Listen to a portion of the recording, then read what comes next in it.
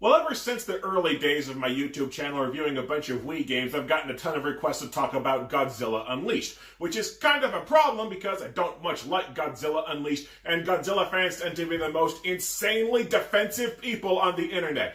Just above Sonic fans and miles behind the Snyder Cut. So no matter what I have to say about the game, it's gonna get dismissed because I don't get it, or it's for the fans, or whatever other crap. But I guess I might as well...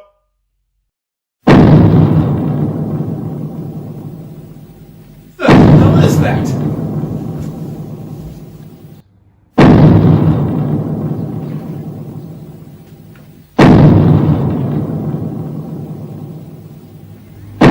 Godzilla fan! Hey guys, Will here, fellow media critic, Ryan Reynolds lookalike champion, and huge Godzilla fan. I've been a fan of the film since I was a kid because, despite all the ups and downs that the series has been through, who can't get enough of giant monsters beating each other up while destroying the city in the process? Namco Bandai? Yeah, that wasn't exactly the best. And the anime trilogy was explicitly banned from having kaiju battles. Man, I haven't even watched that one. Thing is, being a Godzilla fan and a gamer hasn't been easy. Only a handful of worthwhile Godzilla games have been made in the 30 plus years that the King of the Monsters has been on consoles. Not only that, only one of the good Godzilla games is available in Japan. But that all changed when a small developer named Pipeworks made 3 Godzilla fighters during the mid-2000s. Those being Godzilla Destroy All Monsters Melee, Godzilla Save the Earth, and Godzilla Unleashed, with 2 handheld spin-offs sprinkled in. So what do you say, Kenton? You can either review Godzilla Unleashed as a standalone mediocre fighter, or we can team up and review a trilogy of beloved games with a mediocre ending. An excuse to talk about some good games. Someone else doing the editing while I play more Doom Eternal. That sounds pretty good. Alright, Mr. Reynolds, you've got yourself a deal. The game starts with a delightfully cornball cutscene. Aliens called the Vortok invade Earth and use mind-controlling rays to turn Earth's monsters evil, so they start wreaking havoc. Half the roster was evil and wreaking havoc to begin with, but whatever. Naturally, your monster breaks free from the mind control, and you fight the rest in true tournament fighter fashion. The game has 12 characters and... I count 11 characters, dude. Oh, the Xbox version has Kiryu and the GameCube version doesn't. Oh, son of a bitch! This is the 3rd GameCube game I own that has exclusive content locked to the Xbox version. What other games am I missing? Could be worse. The entire game could skip the GameCube like the sequel did. Ugh. The roster is pretty pathetic when you consider the original Super Smash Bros. A generation prior had the same number of fighters, but at least 3 of the fighters aren't brain-damaged rabbits that have nothing to do with Godzilla. The roster is actually smaller than it looks because Godzilla 2000 and Mecha King Ghidorah are moveset clones of Godzilla 90s and King Ghidorah respectively, so the small roster is quite padded. Is Kiryu a clone of Mechagodzilla? No, Kiryu is actually pretty sweet. Never mind. You start with 3 characters and you unlock the rest by beating the story as specific monsters. Luckily, you can play the story mode on any difficulty and still get unlockables. Unluckily, you start with who I'm convinced are the 2 worst characters, Godzilla 90s and Anguirus. Megalon's cool, though. Destroy All Monsters Melee is a 3D fighting game where both combatants freely roam throughout a city, wrecking buildings while they wreck each other. The only limitations on your moveset are laser grid walls the military has erected around the city, and the monsters can't get too far away from each other, the latter of which is a helpful and endlessly petty tool for stopping your opponent from getting power-ups. I can't stand fighting games that revolve around memorizing obtuse combos. The combat here is dirt simple, but with enough depth that there's still skill and strategy involved. B punches, A kicks, X attacks with that monster's special limb. Dude, phrasing. The control stick while hitting buttons launches variations of your attacks, Y blocks, and A and B picks up buildings or other monsters, with 3 different throws you can use. Holding the right Z trigger fires an energy weapon, with Anguirus getting a sonic roar since he has no breath weapon. Tapping the button fires a special projectile like a shotgun laser blast from Gigan, a fireball from Godzilla, or a fire pit from Megalon, and R jumps, or flies with certain monsters. Some Godzilla fans were upset that the monsters can move so fast and jump so weightlessly in direct contrast to the movies, but Pipeworks understood that you take liberties with a licensed property within reason in the interest of fun, because when you don't, you get Godzilla PS4. The game also has item drops in the form of health pickups, energy recharges, the super cheap Mothra airstrike where Mothra spawns to take cheap pot shots at one player the entire rest of the fight, and a rage pickup that boosts your strength and lets you perform an ultimate attack. Items spawn a lot and tend to have pretty strong effects, but they're effective at letting players who fall behind in a fight try to catch up.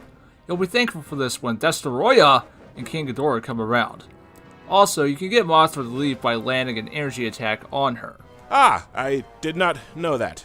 I feel the game has depth that elevates it above being a simple button masher. The energy weapons have tactical uses for interrupting attacks, and energy is a very limited resource. Hucking buildings and throwing monsters into energy walls are some of the best ways to deal damage, but each has big risks involved, and each monster has distinct strengths and weaknesses in their movesets to plan around, like Godzilla and his stubby little arms that make his grabs suck ass. Each monster also has a power from the films that sets them apart. Gigan teleports, Megalon digs, and Rodan is the only fast flyer. And Gears is so short that a lot of attacks miss him, plus hits to his spiky back makes enemy attacks backfire. And Godzilla? Nothing! Nothing! In fact, Godzilla does nothing! Point is, couple these unique powers with very noticeable differences in movesets and animations, and the game's small roster still feels unique and diversified. Except, again, for having 2 clones. You also get variety in the game's few dozen levels, which have a wide assortment of layouts. Some levels are open, some are so cramped you have to play Demolition Derby, and some have large stretches of throwable buildings. Just remember that wrecking buildings causes the military to attack you with ice beams that will repeatedly freeze you solid if you get too carried away. The biggest problem I have with the game is that half the monsters feel overpowered.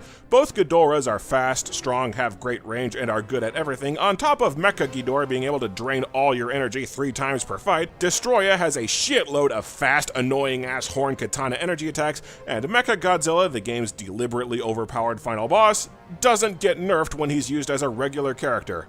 And the misbalancing is worse when the AI regularly decides to be a cheap bastard. For example, having Destroya repeatedly stab you with his horn while you're stunned and stuck on the ground. Fair enough though, the bad guys fight dirty in the movies too. True fact, Destroya is supposed to be able to fly, but the devs figured he was already too OP and pulled it out. My favorite fighter is actually Rodan. I like his speed, I like the range to his wing smacking attacks, and he has a kick them while they're down energy ray as well. My favorites are Godzilla 2000, Gigan, Megalon, and the Ghidorahs. That's like half the roster. And how is that my fault? There's only 12 monsters!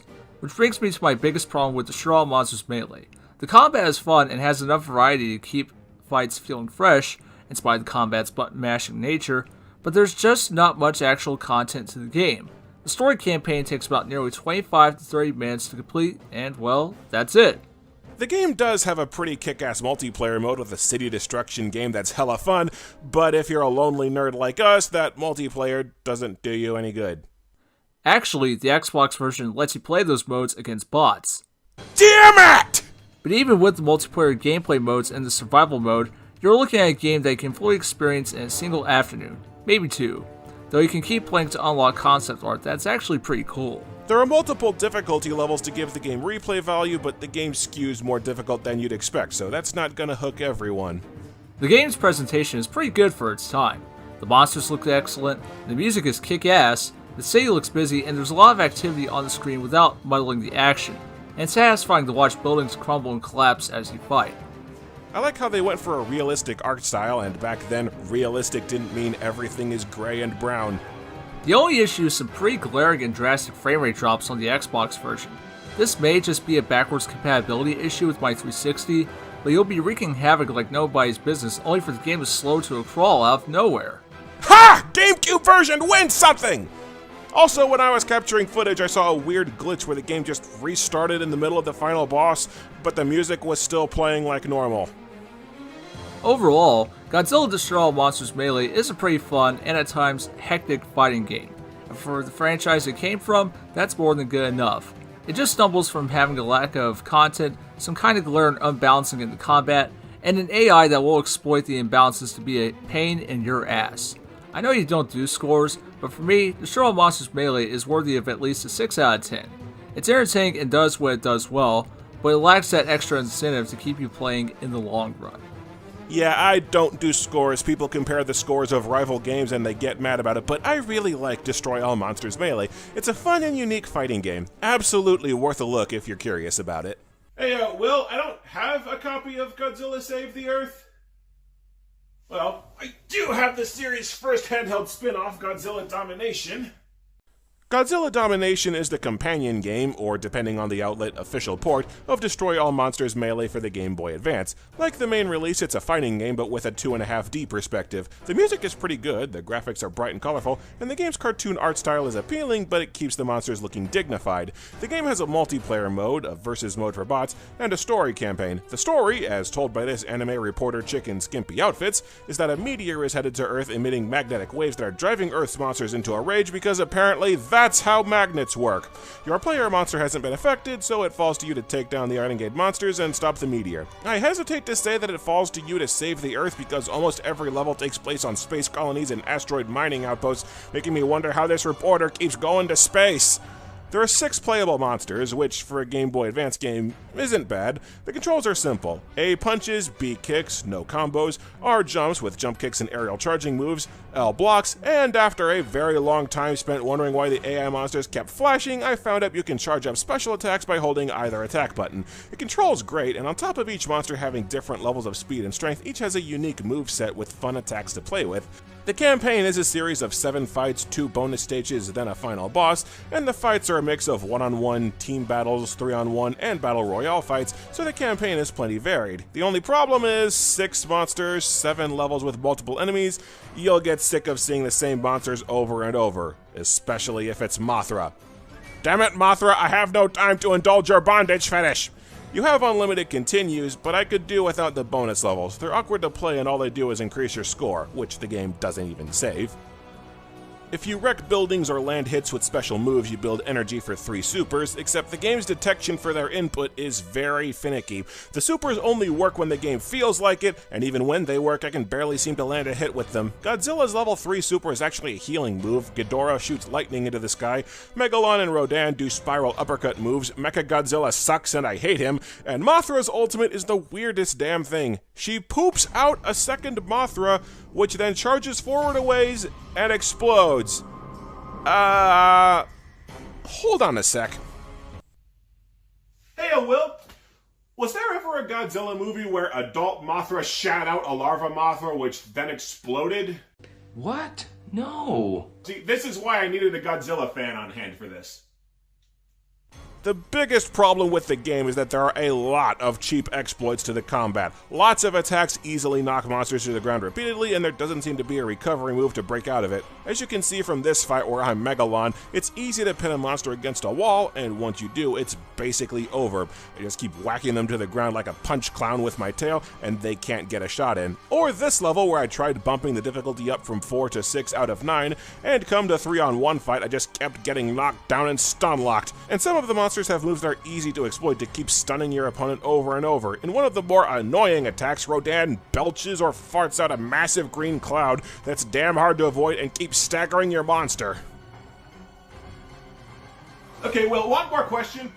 Was there ever a Godzilla movie where Rodan let rip a massive green fart cloud that was so noxious it stunned all the other monsters?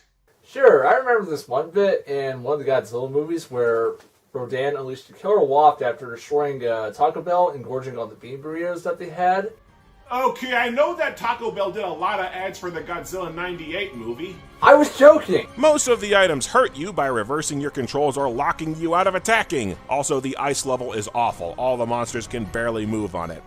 The final boss is Mecha King Ghidorah, who for some reason is twice your size, doesn't move, and spits fireballs instead of lightning.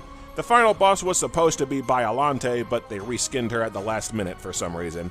Mecha Ghidorah isn't usually hard. You jump attack his heads and then jump attack the glowing red light in his chest. The problem is his attacks can be really hard to dodge, and on higher difficulties this fight goes on for a really long time. But you defeat him, you save the day, and the reporter celebrates with a tank top and short shorts. As far as handheld fighting games go, Godzilla Domination isn't bad. It controls well, it looks good, the core combat is fun, and the bot versus mode is a great quick game on a portable console, but the combat has too many cheap exploits that either make fights effortless or maddening. It doesn't have the depth or length of something that you'll play extensively, but you'll get a few hours of fun out of it. So we've got one good but short game and one alright but still short game. Now let's see what the franchise did with a full-blown sequel, Godzilla Save the Earth.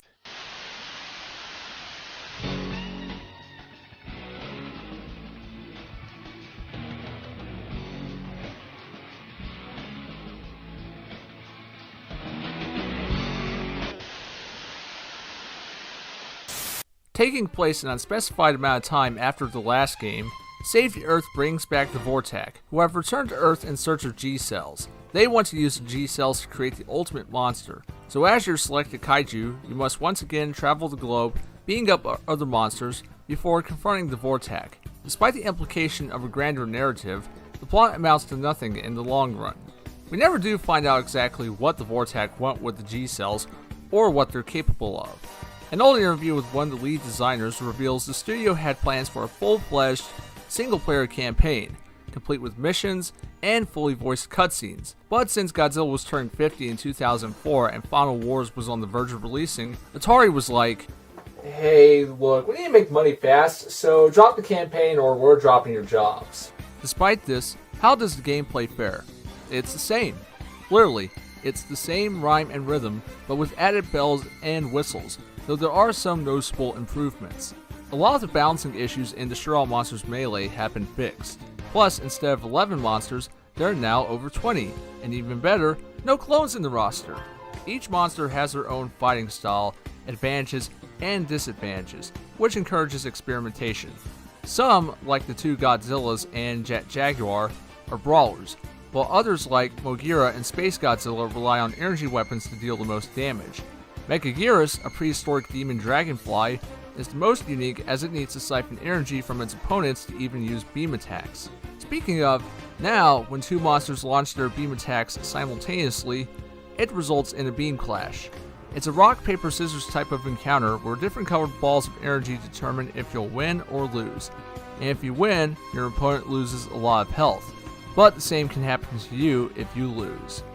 Difficulty has also been fine-tuned. Fights are fairer and enemies won't spam cheap attacks, although adult Mothra loves to constantly block your energy attacks with the shield she has.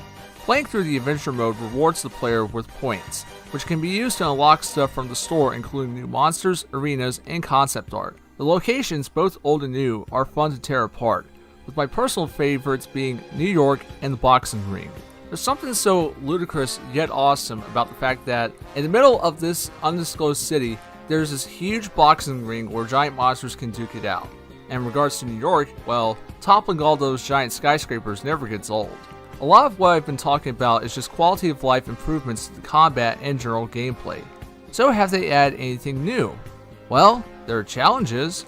Every once in a while, your selected monster will partake in a minigame.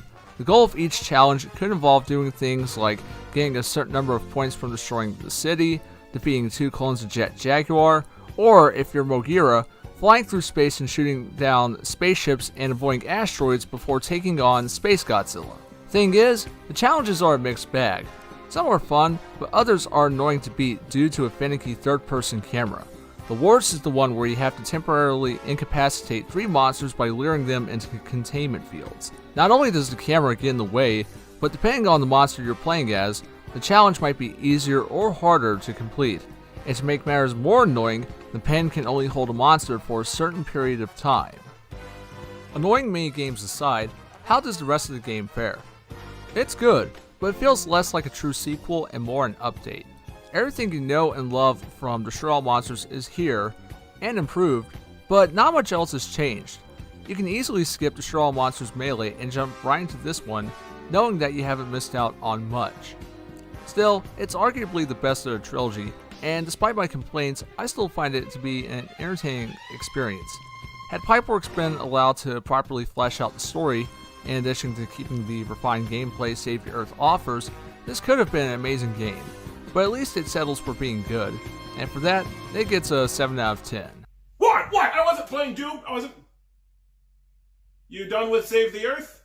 So we ready for Godzilla Unleashed? And at last we come to the main attraction, Godzilla Unleashed for the Wii and the PlayStation 2. Actually, just the Wii version. The PS2 version of Unleashed is just a less polished copy of Save the Earth. How does that happen? Time and money. Hey, nobody said developing games was easy. The story campaign involves Vortak coming to invade Earth once again, but the invasion is interrupted by a series of meteors crashing to Earth. These meteors infest the Earth with crystals that began to rip the planet apart, cause mass devastation, and unleash a ton of monsters, even creating a few underwhelming new ones.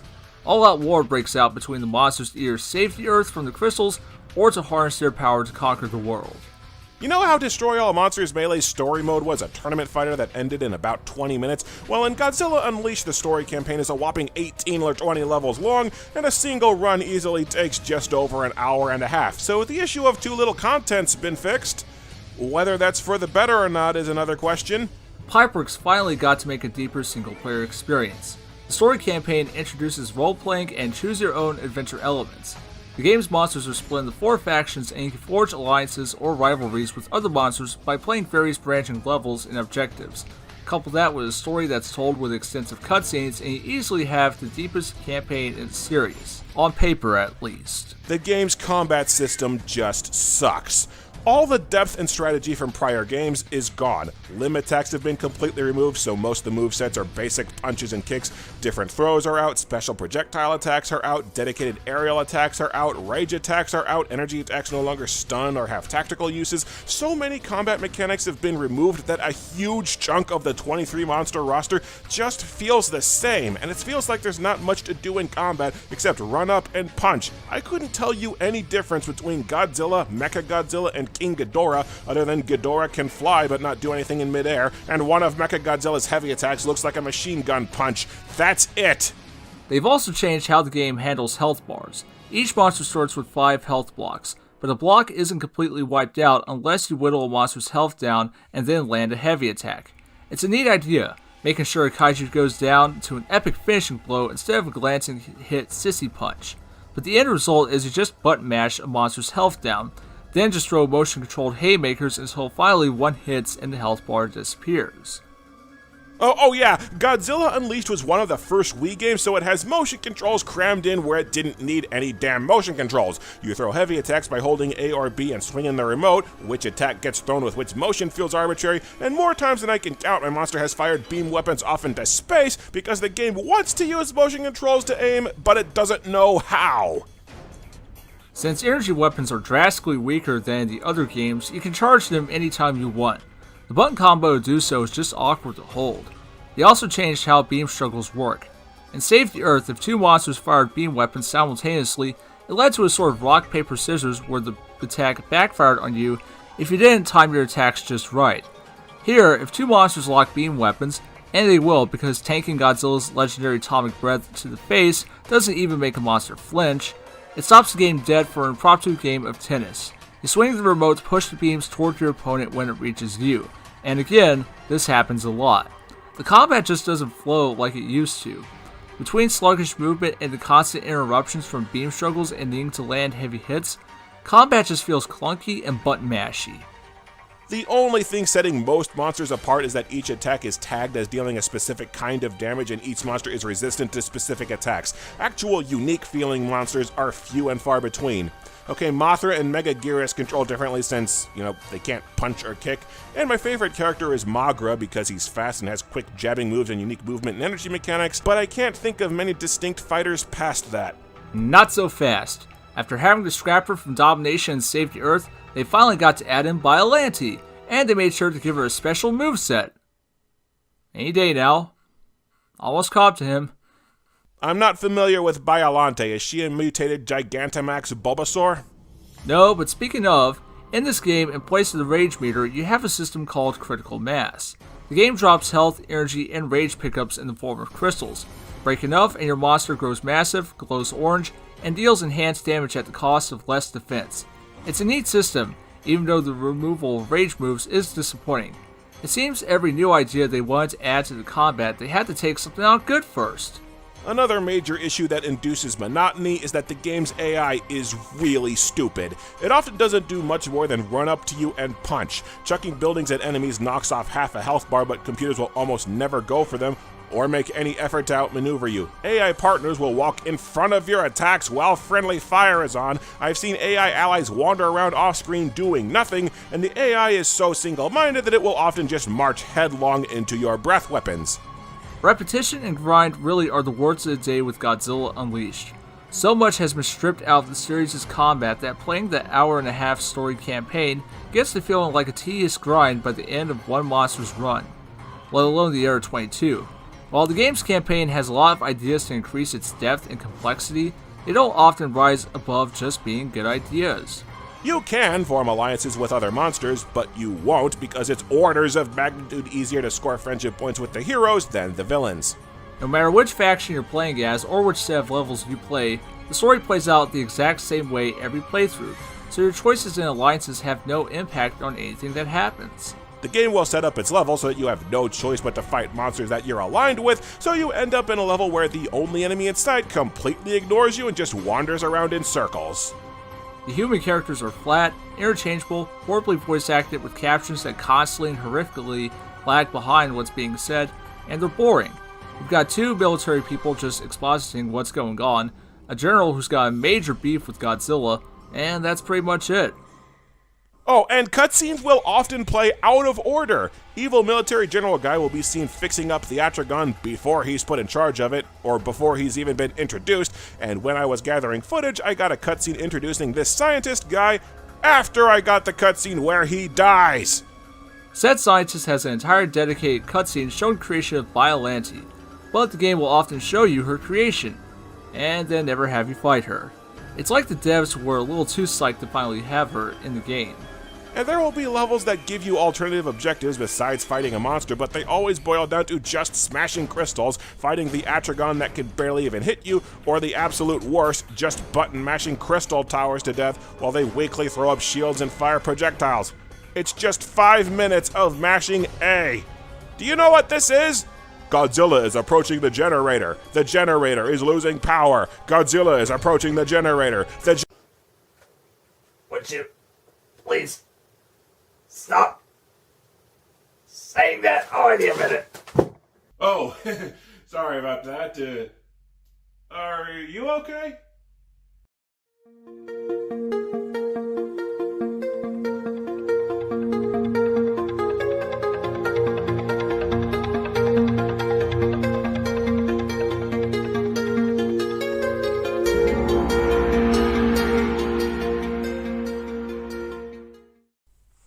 I freaking hate the way the game handles unlockables. You start with 5 Earth Defender monsters, and to unlock the rest of the roster you have to play the campaign, save up points, and buy factions. Except buying a faction doesn't actually unlock the faction's monsters, it only unlocks one monster and makes the rest available to buy. But no matter what you do, none of the mutant monsters ever show up as available to unlock. You're just supposed to know that the game has unlockable art called monster hints that you buy, and they give you snapshots of specific levels in the story mode, vaguely hinting towards objects you need to smash in specific stages to get mutant characters to show up. Only you don't know which levels these clues refer to, so you end up replaying the campaign over and over trying to get these damn monsters to appear, and the game doesn't indicate which hints you've already done, so you can never remember what you still need to do! Woo, I needed that. Say, did you know there's a code that unlocks everything?